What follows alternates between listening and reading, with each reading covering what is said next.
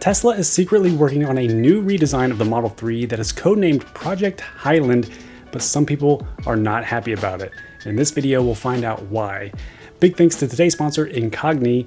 Now, this report was posted by Reuters earlier this week, and although it doesn't go into very much detail, it states that this new revamp of the Model 3 should go into production in the third quarter of 2023 at two Tesla factories, Giga-Shanghai and Fremont, California. It also says that this redesign will be inspired by last year's redesign of the Model S. Now, although Tesla is still the top electric vehicle company in the world, they are still trying to do what all publicly traded companies do: make more money. And the main goal of Project Highland includes some changes to the Model 3's exterior and powertrain performance, but its main focus is to reduce production costs and improve its appeal, given that it was unveiled almost 7 years ago in early 2016. Now, according to the unnamed sources who leaked this new project, it aims to optimize the profitability of the Model 3 by decreasing the number of components and complexity in the interior while focusing on features that Tesla owners value, such as the display. But hold up, that's pretty obvious, right? I mean, the display and software are the epitome of what the Model 3 is at its core. The Model 3 is the display is the Model 3. Einhorn is Finkel, Finkel is Einhorn. Now, if you don't count the globally recognized industry features that apply to all electric vehicles, such as quick acceleration, no fossil fuels, and fewer moving parts, then the Tesla Model 3's most important physical differentiating feature from its competitors is certainly the center touchscreen display. No other car has a display of this size that contains the power and software behind it that Tesla owners value the most, even me. The technology is what drew me to wanting a Tesla nearly a decade ago when the first Model S came out. And software is what has kept the Model 3 feeling new for those of us who have owned it for 5 years at this point. Since getting my car, there have been many improvements that have made it even better over time as a result of free software updates.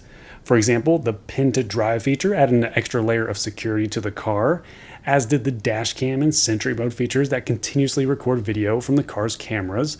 There have been many media enhancements such as karaoke, new games, video streaming apps, and we even got a 5% boost in estimated range due to an optimization of the motor efficiency.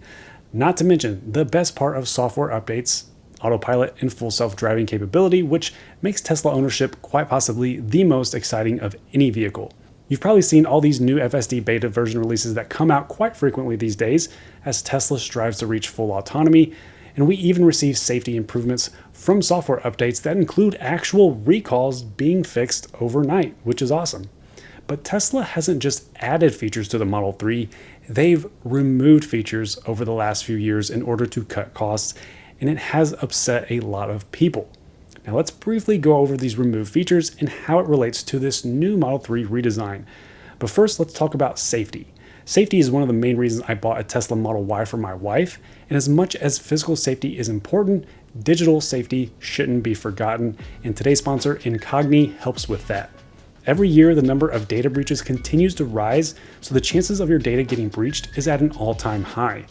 There are thousands of data brokers that capture your personal information online and sell it to other businesses, and this can lead to things like a stranger finding out your address and phone number, or even a situation that affects your ability to get a loan if a healthcare data broker gets breached and leaked. Good news is you have the right to request that your data be deleted. Bad news is it would take years to do it manually, but Incogni can do this for you automatically. Just create an account and tell Incogni whose personal data you want to protect. Grant them the right to work on your behalf, and they will contact the data brokers to request your personal data to be removed from their databases. Then just sit back and see the progress as Incogni handles any objections along the way. The first 100 people to use code AndySly at the link below will get 20% off of Incogni, so go to incogni.com/AndySly and start protecting your data today.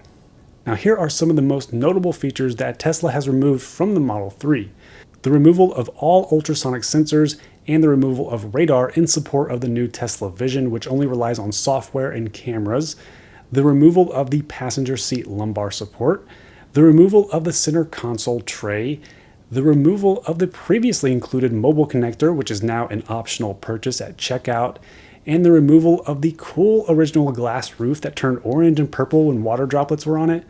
Okay, that last one is just a personal complaint because I'm sure the new glass roof that Tesla uses is still sufficient, but I do love my original rainbowy glass roof. But you get the idea. Tesla has removed many features in hopes of reducing the cost to build the car, and with the potential tax credit in 2023 that requires an electric sedan to be under $55,000 to qualify, now is the perfect time for Tesla to make an already minimalist Model 3 even more simplified with better profit margins. Now, some things that we can expect Tesla to modify on this new 2023 Model 3 include the removal of the stalks on either side of the steering wheel, which the Model S has already adopted. The turn signals would essentially be touch-sensitive buttons on the steering wheel, and the changing of drive modes would be done on the touchscreen. Now, this would also mean more reliance on software and voice commands, especially for things like activating the wipers or enabling autopilot.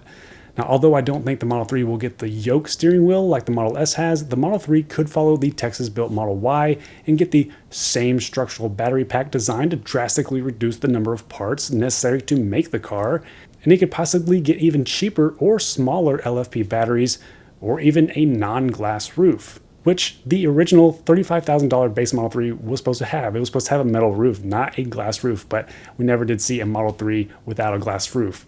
But it could happen next year. But there's not a ton Tesla can take away from the Model 3 because some people already think it's not premium enough compared to its gasoline competitors in the same price range, such as the BMW 5 Series and Mercedes E-Class. Now, these vehicles offer luxury type features such as heads-up display, ventilated massage seats, and better noise insulation that the Model 3 lacks. Now, I'm personally a fan of the current Model 3 design. Even though it's nearly 7 years old, I still think it looks attractive to this day. But I do think if Tesla can somehow implement this new Model 3 redesign in 2023, it would not only bring a fresh new desire to potential buyers, but it would also bring the price down to possibly qualify for that tax credit, which would make it an even bigger hit than it is today. Because the Model 3 is already a hugely popular vehicle that's in high demand, and it already has continuous software improvements as a big advantage. I just hope Tesla does not oversimplify it and that it can still live up to the Tesla brand identity that we all know and love. What do you want to see from the new Model 3 next year? Let me know in the comments below. Give this video a thumbs up if you enjoyed it and subscribe for more tech and Tesla videos. My name is Andy. Thank you for watching, and thanks to Incogni for sponsoring today's video. Remember to click the link below to try it out for yourself. I'll talk to you in the next one.